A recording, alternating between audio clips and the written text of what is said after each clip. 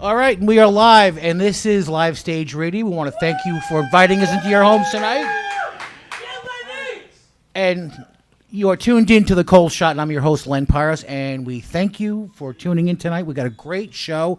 We actually had a real fantastic show. We had the return of Christina Spano with Behind the Music with her guest Panic, and let me tell you something. Go see those guys. It's a lot of fun.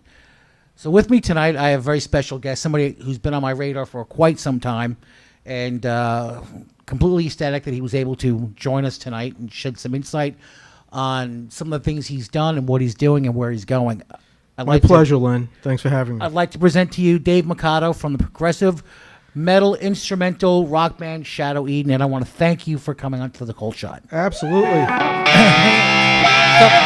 tell him how we like to say hello around here.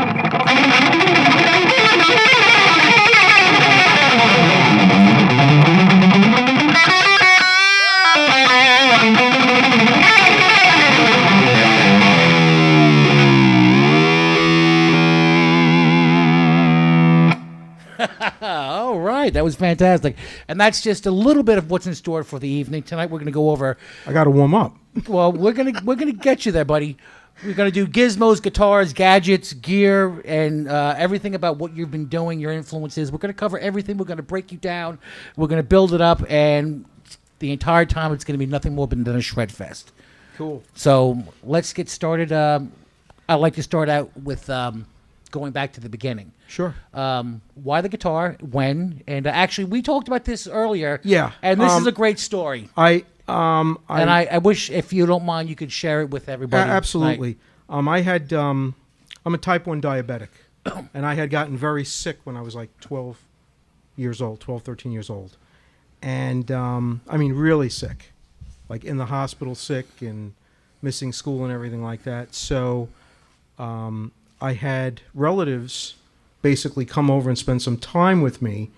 When my parents had to go, I think they had to go to a wedding or something like that, and they didn't want to leave me alone. That's how sick I was. So my cousin Denise came over with her boyfriend Artie, who's now her husband, and Artie was a guitar player. He had an acoustic guitar. So he brought the acoustic guitar in, and I became infatuated with it. And it turns out he had like a spare guitar in the trunk of his car. So he brings it in and he strings it up and he gives it to me. And that's how it started. And a few weeks after getting it, I gave my brother some money and I sent him to a local music store called Alberto's Music City, which is still on Rockaway Boulevard in Ozone Park, Queens, right across the street from John Adams. And he went and he got like a how-to book and some picks and some strings, and I was on my way. And then my mom says, once you get better, I'll get you guitar lessons. And that's what happened. So your family, at an earlier age, they were very supportive. Yeah, but we didn't have a lot. And it was very humble beginnings. We didn't have a budget for like Berkeley or Juilliard or anything like that. Ozone Park, Queens, just a regular middle-class family and struggling to get by. And I went to a state school, and I studied with a lot of cool people. And I basically clawed my way to the top. And now you disciplined yourself enough with practicing and... you self-taught yourself. I took lessons from this guy, God rest his soul, named Sanford Bach. He was my first music teacher. I studied classical guitar with him for 3 years. And then it was just, the family sort of ran out of money, and they couldn't afford, instruments and lessons and stuff. So I did self-teach from that point forward. But I was practicing like 6 or 7 hours a day. And then there was a watershed. And I'd like to drop this guy's name because he doesn't get enough credit. It was probably the mid-1980s, 3 bands performed at my high school, which was in East New York, Brooklyn, a school called Franklin K. Lane. And there were 3 bands that performed, a band called Mannequin, a band called Steelhouse, and a band called Kids. And the band Mannequin had this guitar player in it named Steve Price. who later on became the lead guitar player of Thor. And as you know, Thor toured all over the world. And you know who Eddie Van Halen was, but they didn't have YouTube or anything like that Right. back then. And Eddie used to turn his back to the audience. So not a lot of people were hip to what Eddie Van Halen was doing. And this guy, Steve Price, came out and he was doing it all. I saw the two-handed technique. I saw the shred, and I was blown away. As a matter of fact, that show was on a Friday night. And I got home that night, and my brother also plays. We stood up half the night, and Steve Price inspired us to do that. And after that, I said to myself, "Can I curse on the show?" You do what you want. I said, no fucking around. There's guys like that out there that are damn serious and really great players. And from that point forward, I was practicing at least 6 hours a day. So that was the turning point. That was the inspiration that you said, that's what I want to do. That's what I want to go after. Absolutely. I wanted to be a musician, but I didn't have the bridge between classical guitars and some of the blues stuff I was listening to and, the more intricate shred stuff.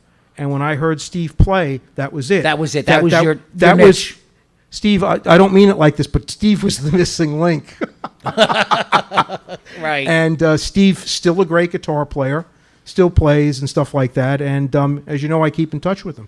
Well, that's fantastic, and I'm glad you mentioned it because back in the day, since before social media, everything was pretty much word of mouth. Yeah. And reputation. Oh, well, you got to go see this guy. But this guy turns his back to the audience. You can't see what he's doing. And then there are guys that are kind of came out around the same time. Mm-hmm. That were like, well, this is how it's done. And that was cool because, a lot of that in the beginning was very interesting. I mean, it kind of took life of its own later on and grew legs.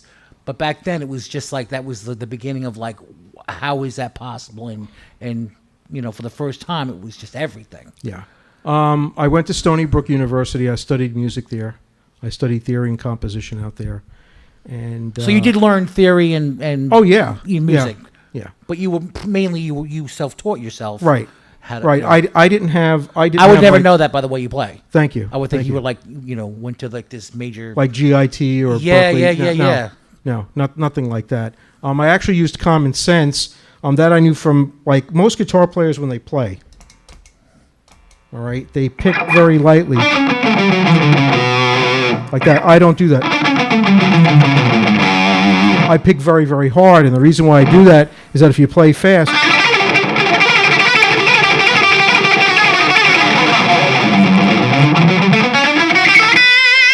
you actually hear the rhythm in what I'm playing. Yes. A lot of guys don't pick that hard. You have a fantastic picking technique, which kind of adds like a syncopation, rhythmic thing to the notes, which makes it whole. Right. I could also go from 16th notes.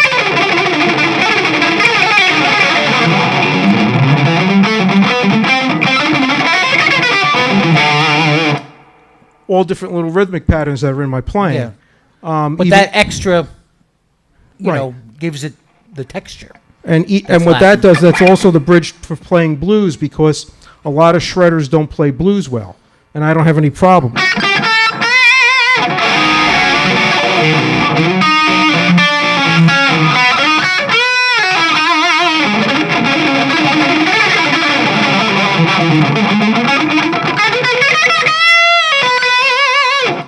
I have no problem with it at all because I'm already digging in. Yeah. And if you just slowed it down, it's kind of a blues riff. Yeah. But you just kind of like turbo it out, and it's just kind of like, what was that?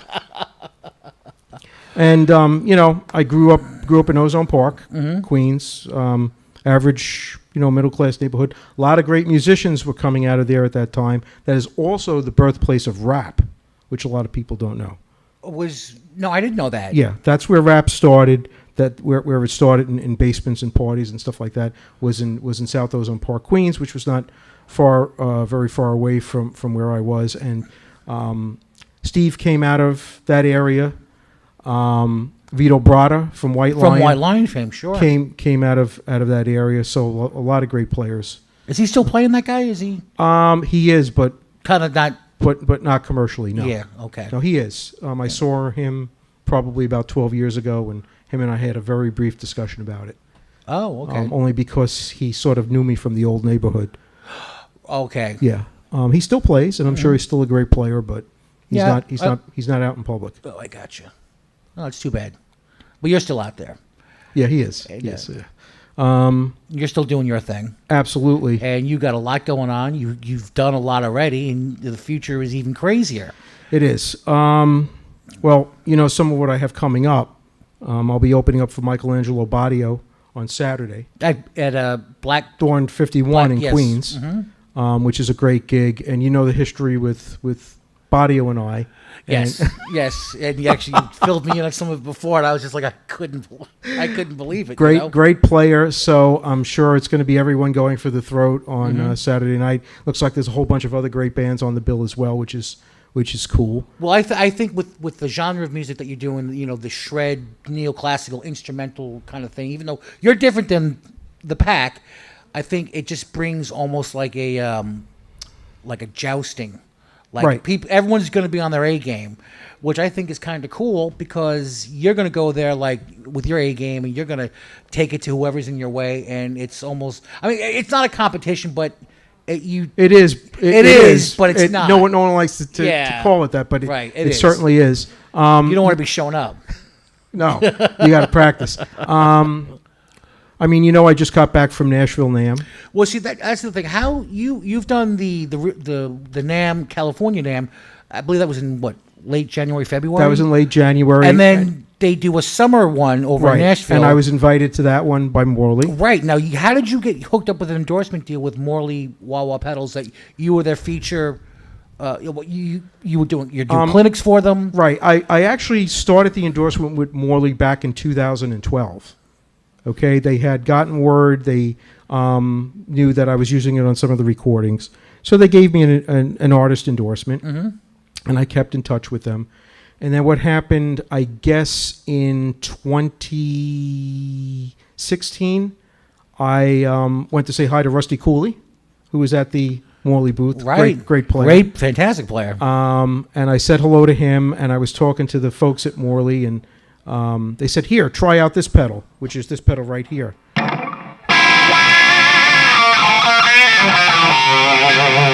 That one right there. So they gave me that pedal, and they said, keep in touch and everything like that. So then what happened last year, this Fear of the Riff happened in Brooklyn, which is like a guitar and pedal expo. And Morley contacted me, and they said, well, we don't know what this is going to be like because it's never been done in New York City before or in Brooklyn before, but we want you to demo. I said, sure, I'll come down and demo. So I demoed from 9 in the morning until 6 at night. I played continuously. I was the last guitar player standing. Some of the other manufacturers there all had great players. And after like 2 or 3 o'clock, their hands were fried. They couldn't do it anymore. And I just kept going and kept going. And then they had a main stage, and I got up there with my backing tracks, and I did some, backing track performance like Your Attention was.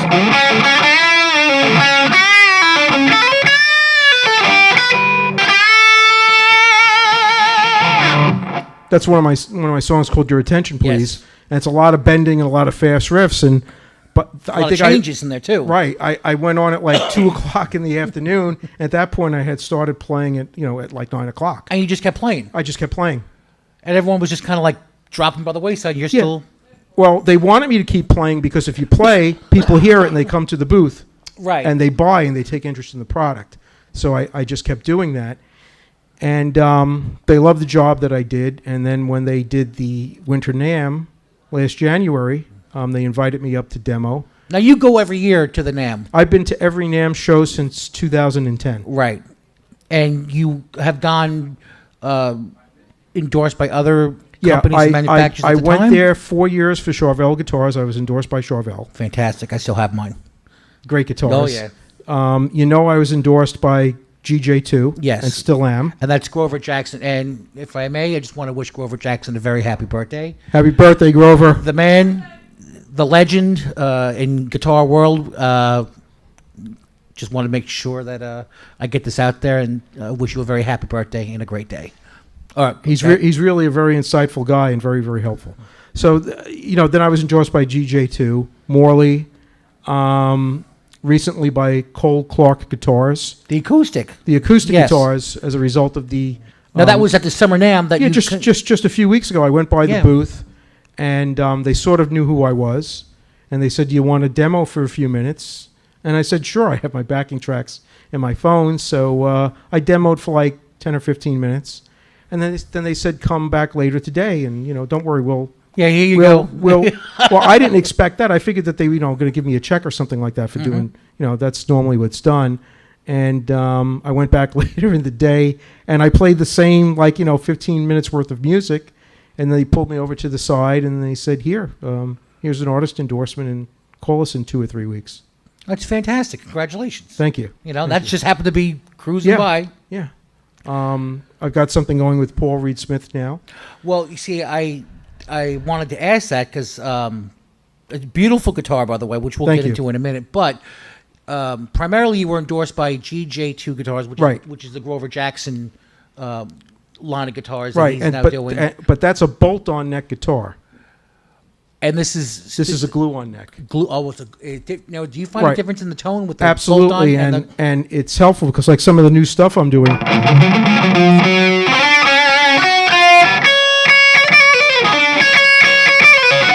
That's one of our new songs called Skunk Works. Mm-hmm. I could have never gotten that out of a bolt-on. Oh, okay. Now you, in the beginning, before the Charvels and the GJ2 guitars, you were playing a Paul Reed Smith. Or was that just for the video? That happened after the Charvels. Oh, it was after the Charvels. Right, after the Charvels. What happened is that I guess in 2012 or 2013, Charvel was purchased by Fender, and they were doing a great job with it. And then they brought in a bunch of people from Schecter Guitars, and it completely changed the line of guitars. Yeah. Mm-hmm. They started playing and sounding like Schecters, and they lost a ton of artists, myself included. I mean, for someone like Warren D. Martini, it doesn't matter because he's got the Warren D. Martini model. Right. But if you're one of their artists and they're putting an instrument in your hand and they want you to go forth and dilly, they're not handing you a Charvel anymore. They're handing you a Schecter. A Schecter. And it sort of fell off for me. Yeah, it's kind of like it's like going backwards. We parted ways. However, a couple of the guys that brought me into Charvel, one of them became a senior vice president for Fender, who owned them. So he gave me a couple of options, and the options were we go back and we give you more of what you liked, or I could get you in touch with some people that maybe you could break in someplace else. And that's when I was introduced to Paul Reed Smith and GJ2 through John Gold, who was their CEO at the time. And Paul Reed Smith had set me up with some artist pricing and stuff like that, which was cool, and put a guitar in my hand. And then after I started using that and I did a video with it, GJ2 stepped forward and they're like, "Did you sign anything with Paul Reed Smith yet?" I'm like, "No." They're like, "Well, don't. We're sending you a guitar." And that's how you became endorsed with GJ2. With GJ2, yeah. And that happened in 2014. That happened. And they created a signature model. They did for you. That did, and I used that at the last NAMM show. I've been using it for like the last year. It's still there. It's still available. Although there is technically no more GJ2. It's right. Grover Jackson Engineering now, and GJ2 is like just a straight custom order now from that company. Okay, so it's not good. So it's Grover Jackson Engineering makes Friedman guitars. They make GJ2s by order and Sully, some of the Sully line. Okay, so I've been seeing a lot of those pictures of him on Instagram with those guys, right? When making those guitars, absolutely. So that's okay. Did that? And they're all great guitars. They're all phenomenal guitars. Oh yeah, but I didn't know that he was kind of just like going in that direction. Yeah, that's fascinating. It is. But so he builds guitars for other manufacturers, but I can't talk about it. Right. Okay. Exactly. I was just trying to word my way out of that one. But so now, full circle, you're at NAMM, right? and you get a call to the tower, Paul Reed Smith. Paul yeah. Smith, and that's how he. Well, basically, It's almost like full circle with them. right. What happened is that one of their top A&R guys had heard that I was downstairs, and he came down, and I was playing the GJ too. But he stayed, he listened, and he gave his card to my brother, and he says, when your brother wraps up, come up and see us. And I go up, and my brother follows me because my brother now plays bass for the band. The bassist. The bassist, Yes. yeah. So we go up to Paul Reed Smith, and the guy that calls me up is standing there. And we go into this room, and he tells my brother, not you, him. I go into a room, and there's Paul Reed Smith, and he's wearing a jacket very much like this. And he said, David, he says, I hear you kicking the shit out of the other guitar players downstairs. I said, who told you that? He goes, Rich told me. He goes, but how come you're not using one of my guitars? So what do you think I said to him? Because you didn't give me one. Well, I had a phrase. I said, Paul, you didn't show me enough love. Oh, going back to the... Yeah. Going back to the original. Yeah. So what he said was, he says, well, we're going to work on changing that. And they have. And then what happened was that the following day, I told you that one of the executive vice presidents of Sam Ash, they were walking down the aisle where the Morley booth was. And I was on the bill with like George Lynch. George Lynch was there. And Kiko Loria. You guys are playing side by side. Yeah. I played immediately before George on one day and before Kiko Loria of Megadeth on the other day. Mm-hmm. So they were actually going there and they heard me playing. So one of the guys at Ash goes, oh, shit, that must be Kiko Loria. Let's go check him out. So they came by, and it wasn't him, of course. It was me, and they're like, saying to themselves, who the fuck is this guy? Who's that guy? Who the fuck is this guy? But they stayed, and they listened, and they gave my brother a card, and the executive VP of Sam Ash says, when he's done, have him call me. So he's like, immediately. So I wrap up. Again, this is weird because it's the second day in a row the same thing happens, just with a different group of people that are at the NAMM show.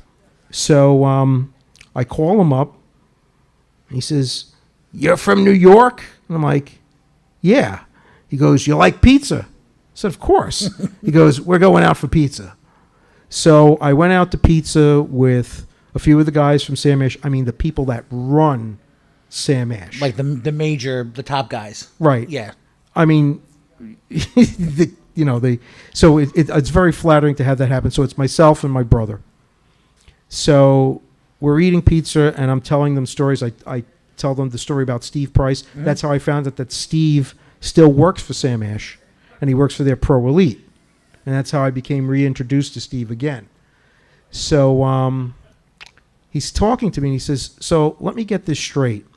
He goes, you've never played with a major act, and you've never had a major record deal. Now, I have record deals, but they're not major. But they're on indies. And you finance them on your own.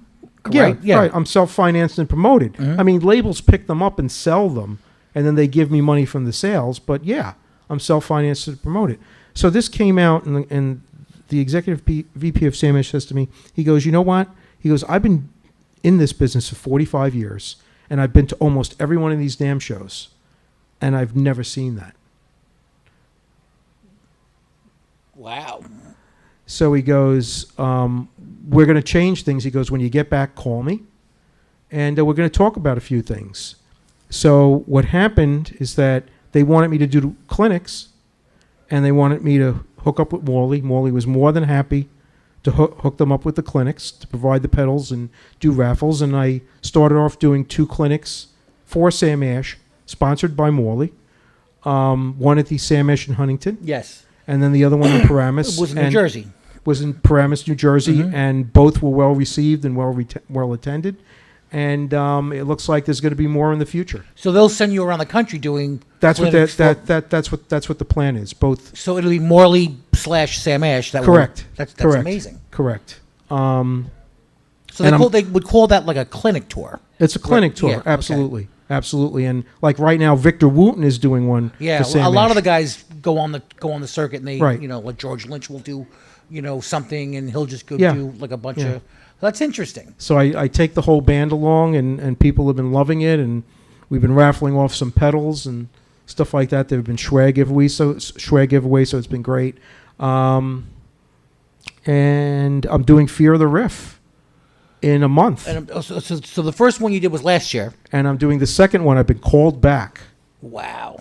and this year they're going to have Zach Wilde, John Petrucci, Oh, geez. Mark Holcomb, myself, and there's a fifth that's in the works, but I can't talk about it. Right now, this is all just for Morley. No, I'm from Morley. Oh, it's all the. I think John Petrucci. I don't want to make a misstatement. I think he's there for Mesa Boogie Okay. or Ernie Ball, one or the other. Zach Wilde is there for a different manufacturer. Mark Holcomb is there for Paul Reed Smith. So there's going to be a lot of notes being played at Fear of the Riff. It's at the Brooklyn Expo Center on August 11th. That's in the middle of good company right there. Yeah. And I mean, they have, the Morley's going to have all of their newest shit there. They've got some incredible stuff coming out. But there's also going to be a lot of guitar manufacturers. You're going to have Paul Reed Smith. You're going to have Fender. You're going to have Charvel. All of these cats are going to be there. They're all going to be there. That's the place to be. I think ESP is going to be there. So if you're a guitar player or know a guitar player, that's where you should be heading on August 11th. At Fear the Riff. Fear the Riff at the Brooklyn Expo Center. And So you can buy tickets online or just go show you up can and buy pay? tickets online. You go to feartheriff.com. Okay. The link's on my Facebook page, both on mine and the Shadow Eden Facebook page. And, of course, you just Google Fear of the Riff and the website comes up. It's something that you definitely Wow, so that's exciting. It's very exciting. So that's one of the things that you got going.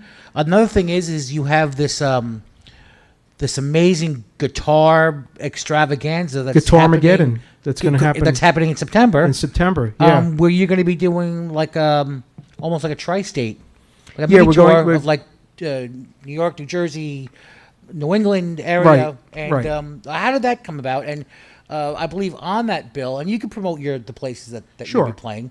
Is it Desiree Bassett? Desiree Bassett and Joe Joe Stump. Stump, two insane guitar players, and I don't know if anyone knows who Desiree Bassett is, but you could see her jamming with Sammy Hagar and his band. She's been jamming with Ted Nugent, and she's like this young girl that can shred with the best of them. And it's think that's pretty good company. And Joe Stump, of course, And I've done at least 24 shows. who I didn't know maybe more. until you recently said he's from the area. He grew up in Smithtown. In Smithtown. Yeah. And so I thought he was like this, English kind of, I'll let him know. Well, yeah. he'll get 'cause I'm a like, he'll get a but huge then kick again, out of that. so and listening to him, I'm like, there are certain guys that kind of pull off what I call like the sleight of hand. And if you're a guitar player, you know what I'm talking about. And along with him, you and of course Richie Blackmore and Jeff Beck and Angelo Gallo, if you're listening, yes, that's right, you possess it too. I told you the story earlier that when Joe was, I'm sure Angelo doesn't want to hear this, and Angelo is an excellent guitar player, but Joe Stump idolized Angelo because I think Angelo's a little bit ahead of him. Angelo is like you, a musician's musician, and he just brings it. And there's just something about the way he plays that you can't replicate. It's just either you have it or you don't. And he's definitely one of those guys that brings it. And, Right. And when he gets going, it's like, oh, just let him go. Yep. And just marvel at what he does.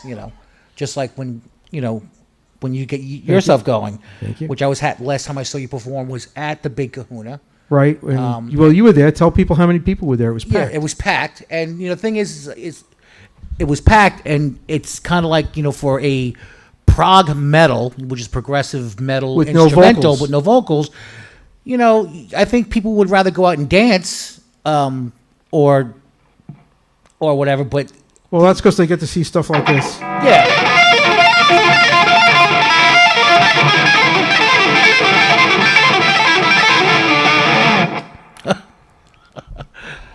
Not an easy thing to do. No. But what I was impressed was that the place was packed, and that's a big place. Yeah. And you couldn't move. Yeah, and it was just they were there to see the music. So I was just Yeah. like dumbfounded because I figured, oh, no one's going to be there. It's going to be guitar heads, a couple of people here and there, but it was a good crowd. Yeah. And from what I understand, wherever you play, it's a large crowd. Yeah. And it's not the kind of people that you would think would normally come to a show like that. Like, it was very mainstream people that just gravitate towards something a little bit different. Right. A lot of prog bands normally get musicians that go to the shows and stuff like that. And yeah, we get that. And that's great. We love that. And it's great to have that. But we get people just coming down because they like the music. Yeah. And I think that's what separates Shadow Eden from many other progressive bands. And this is not a knock to anyone's music because most of the progressive bands that are out there do a great job. Right. But the difference with Shadow Eden is that we take the extraordinary and we make it sound ordinary, and we take the ordinary and make it sound extraordinary. And that's not easy to do. No, it's not. It's just like, I mean, there's like so much going on in one of your compositions that's just like it just goes from 0 to 60 and back. Let me give you an idea of some what happens with the chord construction. Sure. A lot of bands, when they play fifth chords, or bar chords. None of those are contained in my music. To the best of my knowledge, not one. Like, let me give you an example. Your attention, please, the rhythm part.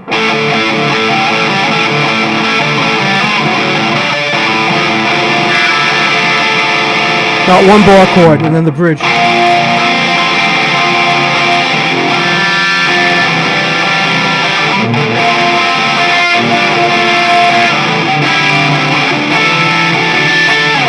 All jazz chords. All jazz chords. All 9, 13 chords and stuff like that. And it works because you actually hear all the strings ring as opposed to like a power chord. Right. Or, bar chord, which is, I love, but for the music, it just gives it that more of a dynamic. And because I use gain on it, it's a little harder. Yeah.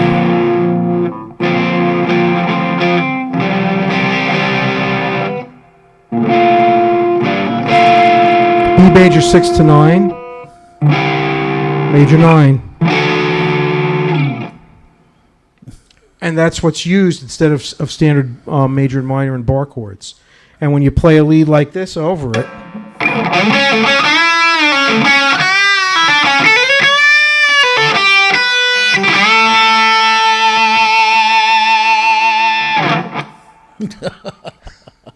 very nice, very melodic. Yeah. So that's one of the major differences in the way I construct songs as opposed to other players. Well, it's kind of like unorthodox. Like, you don't come from the commonplace where No. a band like yours should come from. It comes from all walks of life. Like, And- most guys play a blues scale. Yeah. This is the way I play.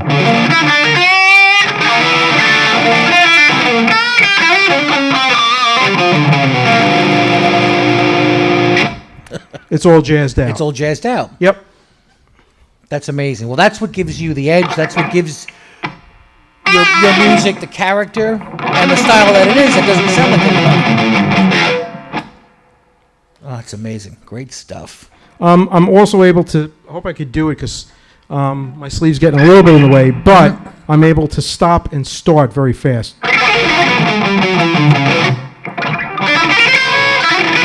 Oops, let me try. Yeah. Sitting a little bit of...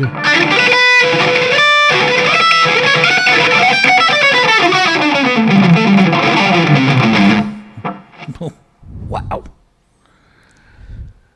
So to be able, a lot of fast players, they sort of get into playing fast, and then they have to sort of getting out of playing fast. Mm-hmm. And I don't do any of that. I could just...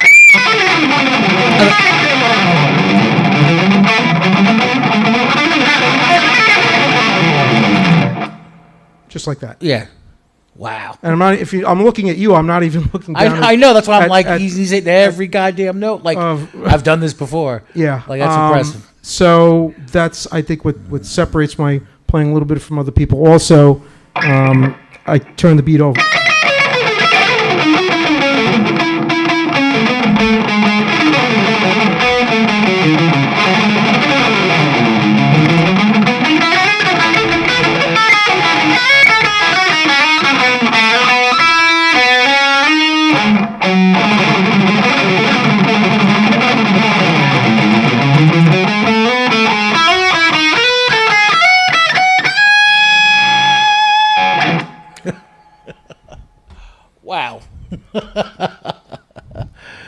I like the way that you can just kind of flurry stop and then just kind of change it up all in at different unisons. Well, that's what if you watch like a violin player or a piano player. Yes, because that's what yeah. they do, or even a piano player.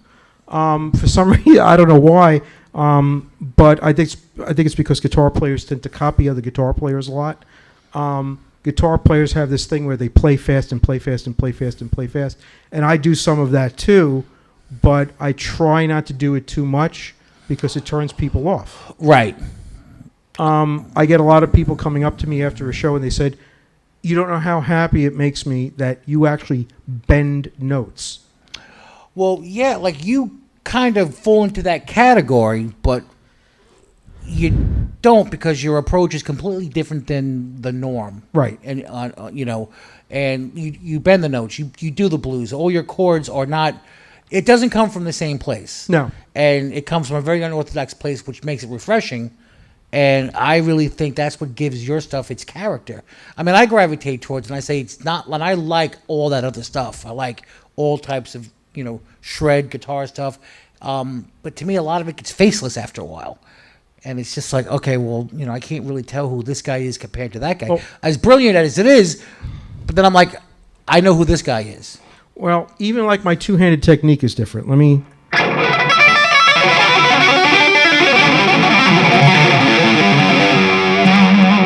What I'm doing, I'm playing two different scales. I'm playing a major scale with this hand, with the left hand, and I'm fretting out a natural minor with the other.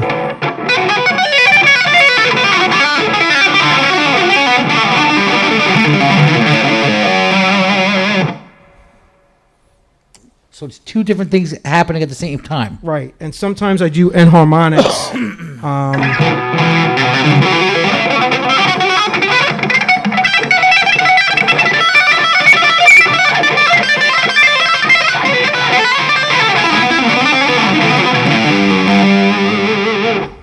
Wow. So what that basically is that instead of me playing the two-handed arpeggio like up here,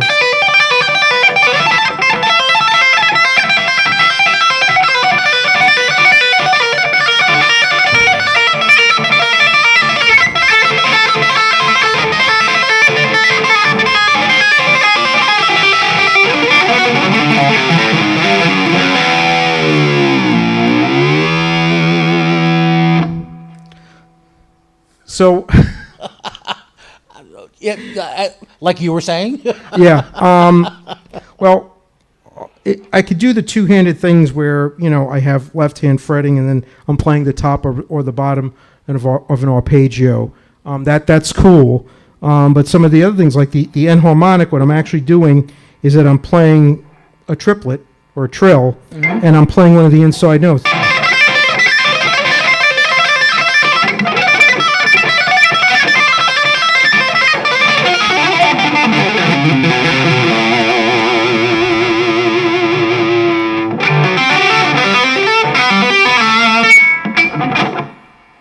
So by playing with one of the inside notes, that makes it sound like it's another note.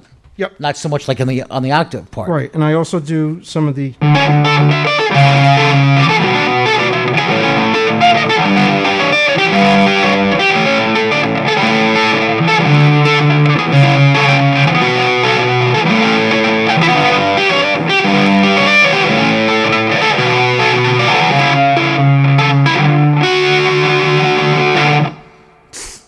Very, very pretty. Thank you. Very melodic. Two-handed. I'm actually playing a chord and a lead at the same time, and How do you come up with the? That's like mad scientist stuff. You sit there going, "I'm playing this and that." It's wild. Well, I'll show you. I'll show you how it starts. A lot of guys when they play an arpeggio, yeah, that's great. Where they do circular picking.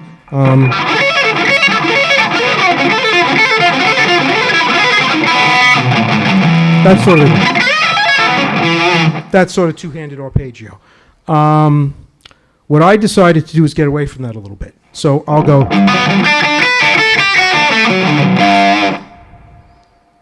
I'll actually go, instead of going sequentially with the arpeggio, I'll go as a tenth.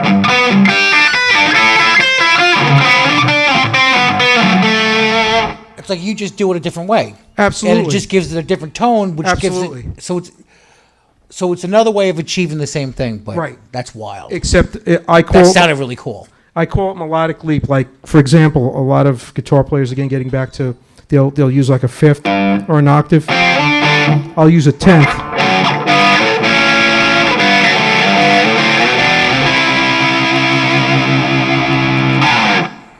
A tenth is a keyboard interval, and guitarists hate it because it's so far apart, and if you don't know what you're doing, you could mess it up really. Like one of my songs, Third Man.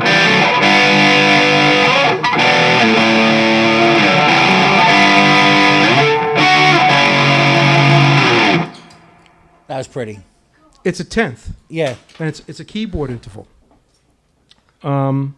So that's basically what I do. That's very, very different from other guitar players as I go through these interval stuff. And again, it's all by heavy picking.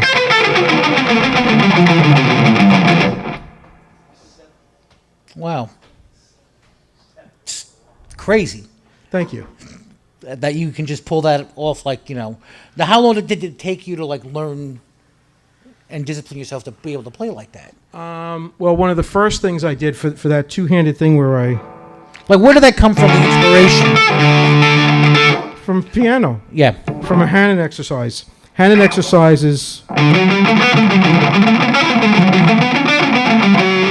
typically sound like that. And what I did, I took one of the Hanon exercises and I did it as a two-handed thing.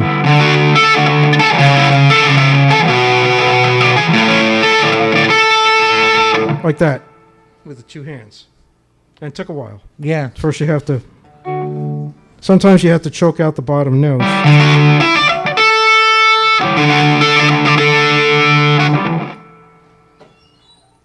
Very melodic. Thank you. Very melodic. Thank you. I hope that's something you're kind of. Yeah, that's actually part of the solo section for Third Man. And with Third Man, when a lot of people listen to the guitar solo, they think that part is overdubbed. And I said, no, it's not overdubbed. They think I'm playing the lower part of the arpeggio followed by the higher part of the arpeggio, but actually it's not. You rarely do overdubs when. No, I double track. Yeah, but you don't overdub. No. Which people are like, well, you have Pro Tools. And I'm like, and? Yeah, I don't believe in that. Before Pro Tools, you had pros. Yes, that's true. Like anything else, it's Like just anything a else. dying breed. So Yep. everything is like, oh. So those are like some of the basic techniques that I do differently from other guitar players. I do mute, but it's a very light.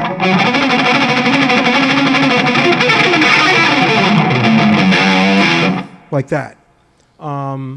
So as you can tell, I'm not even concentrating really on what I'm doing. I'm just like second nature. Yeah, It I'm makes just me playing sick. And it's so light that, listen, this is unmuted. This is muted. It's very, very slight. Very, very slight. And the reason why I do that is that when you get in something really fast, is that when you're playing that fast, it vibrates the neck and will cause other notes to ring out. So if you mute it just slightly, it'll prevent that from happening. Right, so it's more precise. You hear Right. it more. Oh, that's very. Damn, you got that figured out. Yep. Now that guitar, very bright, biting, and it's got a right amount of chunk and punch to it. I'm very impressed with that guitar. Yeah, this is this basically is. This is the one that they recently issued for you. They recently issued for me. It's a stock model. Mm-hmm. There's nothing special about it. It plays great out of the box. It's a Paul Reed Smith S2 Custom. One of the things I like about it is that it's a flat top, as opposed to an arch top. With an arch top, if you don't have a pick guard and you mute strings or you pick a lot, what winds up happening is that it causes your arm to curve as you're going from low notes to high notes. Because of the arch. Of the arch. Yeah. You're following the arch of the strings. With the flat top guitar, players like myself very much anchor. I mean, it's not a hard anchor. It's not like my hand is stiff against the body, but it does touch.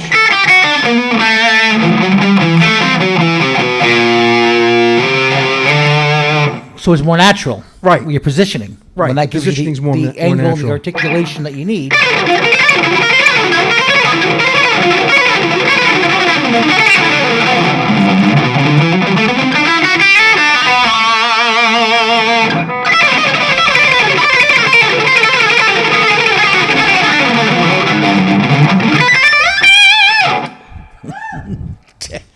Damn. So just like that. Just like that. Yeah. Jesus Christ. So that's basically how my playing differs from some other players. Now, I want to just go back a little bit to the Shadow Eden. You've Right. had different incarnations of band members. Correct. Going back to the beginning to the present day, has each member of the band inspired you to play differently? Different personalities in the band musically? Well, I can't expect any two players to play exactly the same thing when they're playing live. Not everyone's built differently. Everyone has their own style. So it was cool to have everyone, including to present day, bring a different flavor to things that they were doing. Did I have favorites? And the answer is absolutely positively yes. There are certain things that certain drummers or certain bass players would do that sound better than what others did. That doesn't mean that the other people wrote bad parts. It's Right. just that they brought something stylistically to it that was really, really cool. Yeah. And that's the great thing. But as you know, I lost 2 band members. I knew about Randy Coven. The late Randy Coven was bassist extraordinaire in your band. For 3 years. And before Randy was in the band, it was... Kenny Widener, who was an amazing bass player. As a matter of fact, my current bass player, the bassist, my brother, Your brother. taught the original bass player. Oh, cool. Yeah. Now, do you find there's a certain symmetry with playing with your brother? Like, look, there were the Shankers, there were the Van Halens, there were the Youngs. Do you find there's like a kinetic thing? Like a Q&A that you know what your brother's going to do musically before he even does it? My brother's a very talented guy, and it's great being in a band with him. And there is that symmetry that you're talking about. But he's also a rough room. You have to have a thick skin to be in a band with my brother. Oh, God bless you. I mean, let me just tell you a road story where we decided to drive down to Nashville NAMM. So we left at like 2 o'clock in the morning. All right. So my plan was, okay, maybe within 3 hours we get out of the boroughs and I don't have to deal with any of the crap in New York City or anything like that. And it's like a 15-hour drive down to Nashville. So I finally get out of we're into rural Pennsylvania before we start heading south into West Virginia and stuff like that. And he says, I got something for the trip. I'm like, I figured he was going to, break out some sodas or water or coffee. And he breaks out a bison head puppet. And this is at 3:30 in the morning, okay? Is that for the band Bison? No, that has nothing to do with Elliot Coral's Bison. Has zero to do with them. He was just in a shop and he thought the bison head looked funny. So he buys this damn thing, and instead of he was then talking to me as the bison with the lips moving and everything else, and he tortured me for at least an hour with that thing until I told him to put the fucking thing away. I couldn't take it anymore.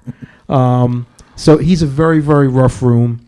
I mean, we were just at rehearsal last night, and he could do a great job, and he'll just haul off. He insults himself, insults me, insults the drummer. So it's just a rough room. Right, but on stage he brings it. He's everything. He brings it. There's no problem with him on stage, but because there's a lot of complex parts in your music.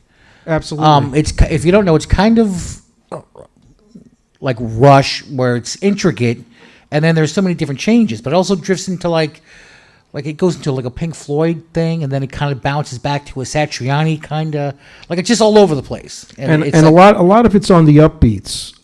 Yes, which a lot of people don't. That goes over a lot of people's heads. Like Event Horizon. Let me see if I can get myself positioned to play this properly.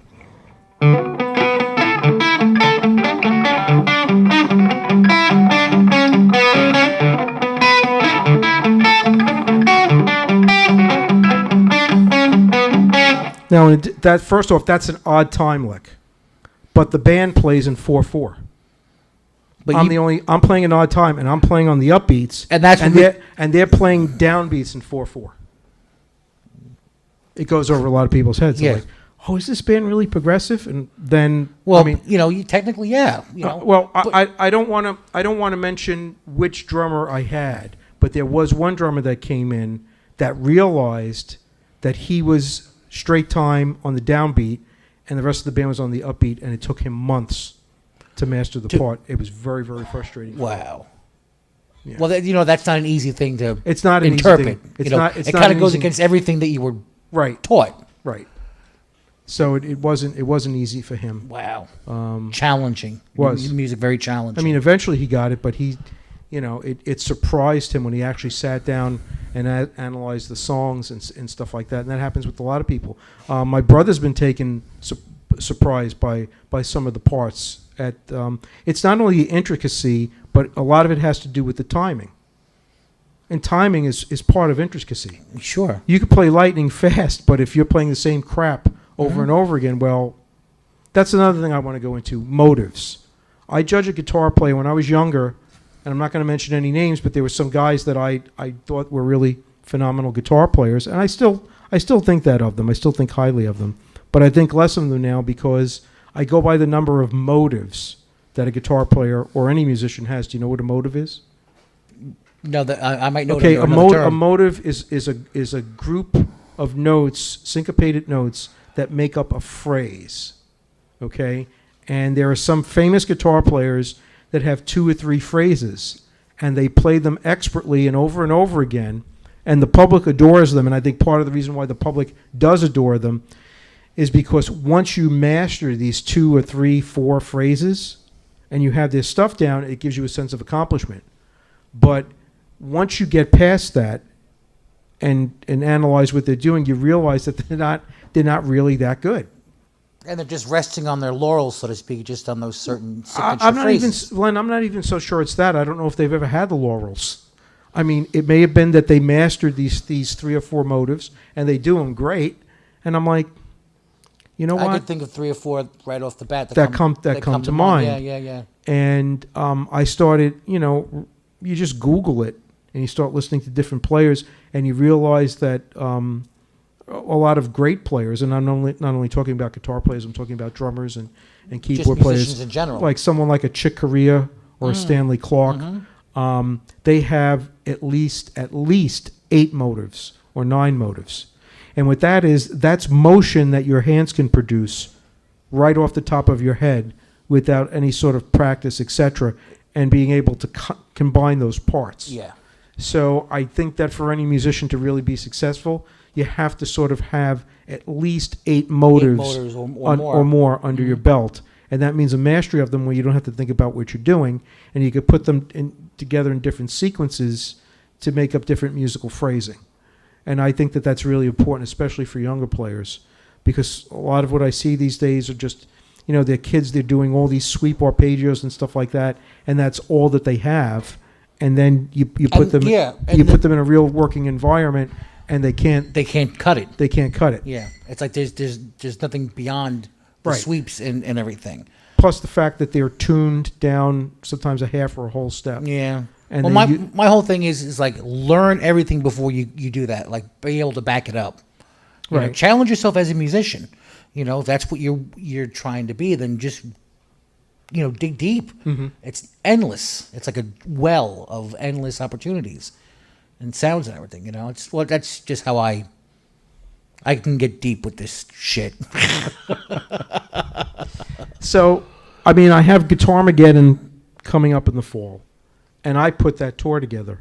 Oh, you did? I did. Yeah, I ran into, what happened is that Desiree Bassett saw part of my performance at Winter NAMM for Morley, and she said to my brother, she goes, I'm going to be doing something, I think it was for Orange Amps, but don't quote me on that. Mm-hmm. I'm going to be doing a demo later today, and we checked her out. Of course, she's a great player. Oh, fantastic. So I approached her, and I said, I put together tours in the Northeast. Would you like to, join a tour? She's like, absolutely. So I got her contact information. And then, after I got Fear of the Riff and all the Morley clinics set up, I reached out to her, and I reached out to Joe. And we put together the 3 shows. So we have New York, 89 North, And that is September 27th, 27th. right? And that's going to be a fantastic show. That's going to be a shred fest. Right. You'll have every major local guitarist in the area at that. At that one. The following evening, which is the 28th, will be at Debonair Music Hall in Teaneck, New Jersey. And then, and then after that, you're in We're in England. Boston at the Mid-East Club. And those are three really happening places to play, in the Northeast. They're three really decent clubs, good clubs. And I'm glad to bring, it's three all instrumental bands, and we're all really good at what we do. Same genre of music. Yeah. And there's a certain lighthearted challenges that you'll have amongst each other, which will raise your game, which will inspire everyone to have a better night than the night before. It kind of pushes you to outer boundaries, which I think is awesome to have bands like that share like a tour. Now, is this tour is it going to be ongoing? Are you just booking little as you go along? Or? We wanted to make it ongoing. We actually encountered a little bit of a strange problem, which I don't mind talking about on the air. There was one state where we had trouble getting the tour into one particular state. I'm not going to mention the state because there are another group of guitar players that normally do the same type of touring. Oh, yes. Okay. I was actually going to see one of those shows about a year ago. And someone lost their I mean, look, you know who my manager is. Yes. And you know that I could easily give these people a very hard time. I chose not to do that. And we just won't play in that state right now. We'll go around it. And That's all. That's exactly what we did. And just keep doing it, Bring the music to the people, and they'll be there in droves. Yeah. Opportunity to, for people that want to do what you guys are already doing. It just, you're just adding onto the legacy for these people.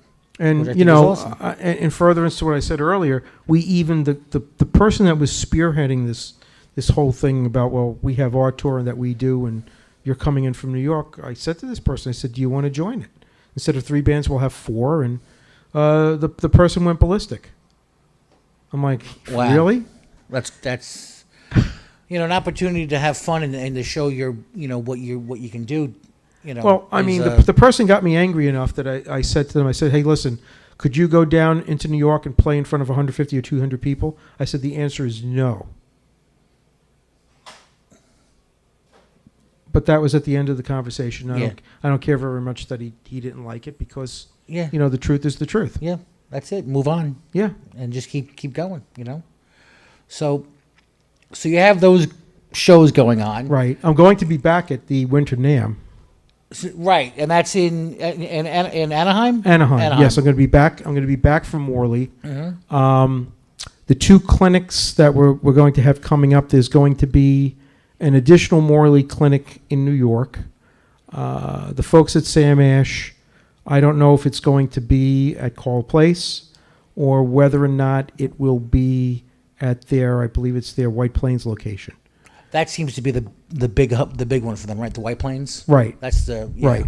I personally want to do the Carl Place location because that all the people that have been helping me out from Ash are there, and not all of them have been able to see what I'm doing. Right. So I'd like to, for personal reasons, I'd like to do it at the Carl Place, but that's their call. And that's also the place where Steve Vai and Joe Satriani kind of grew up. Absolutely. So kind of fitting on a side note to that, And then the other place that I just discussed this with Molly today. It looks like we're going to be setting up either a Morley performance outside of the NAMM show or a Morley clinic outside of the NAMM show. Right outside of the show. And at the Sam Ash, that's within, I think, 6.5 miles of the convention. Oh, so that'd be fantastic. It is going to be fantastic because it has the Sam Ash NAMM brand to it. But what a lot of people don't realize is that the general public can't get into the NAMM show until the very last day. Until the last day. Okay, so it's hard for them to go in there and see a lot of the quality performances, because by the time Sunday rolls around, everyone's gone. Yeah.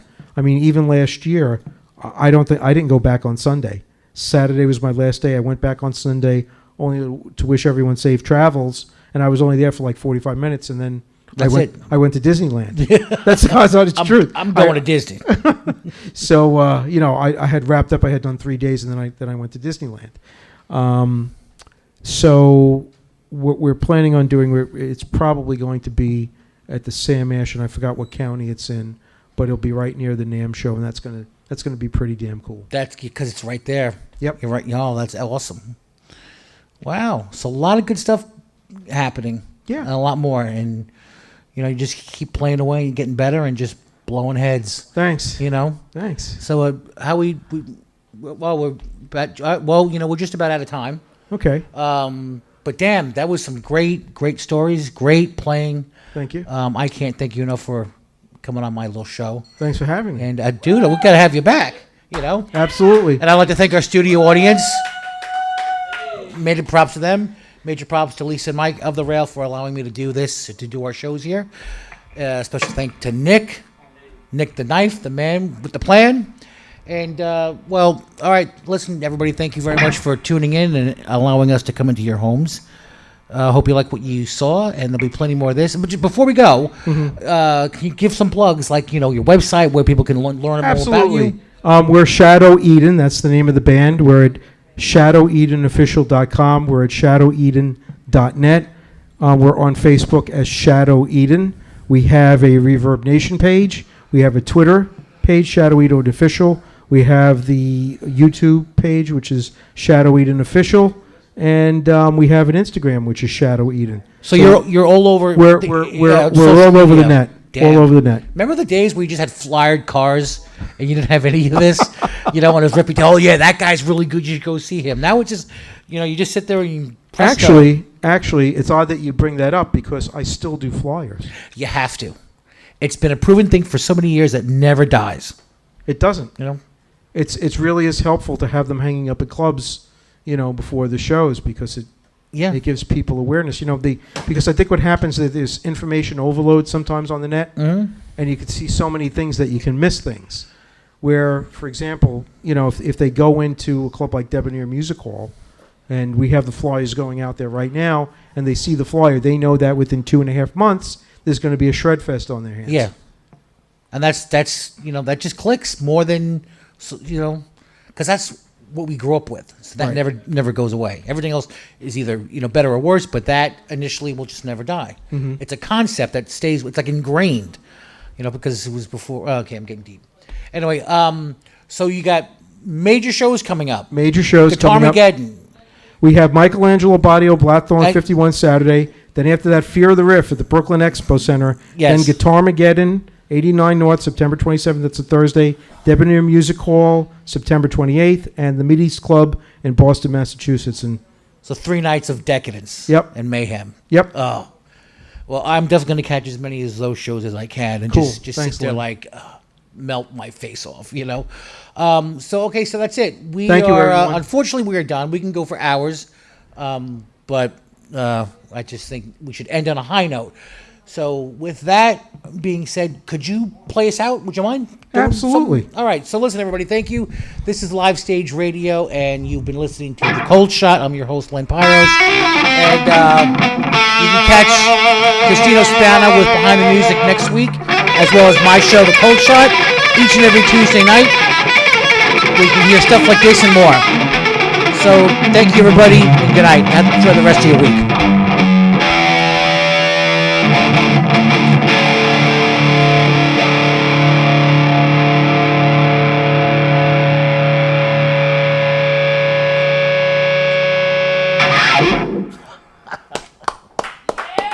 Yeah.